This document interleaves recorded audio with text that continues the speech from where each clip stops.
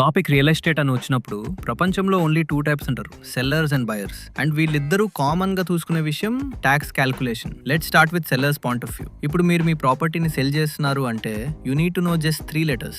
ICC. Identify, choose, calculate. Identify అంటే మీ property timeline ని ఐడెంటిఫై చేసుకోవడం. That is whether the property is under 2 years or over 2 years.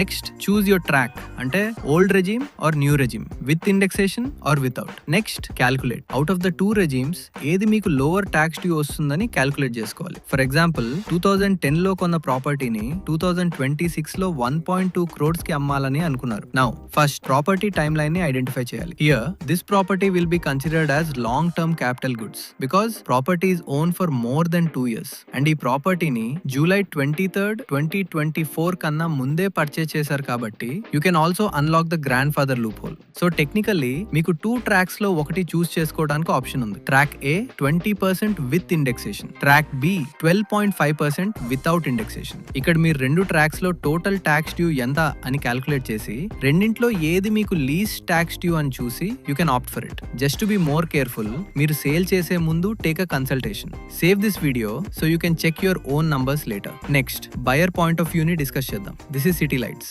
No the city before you invest.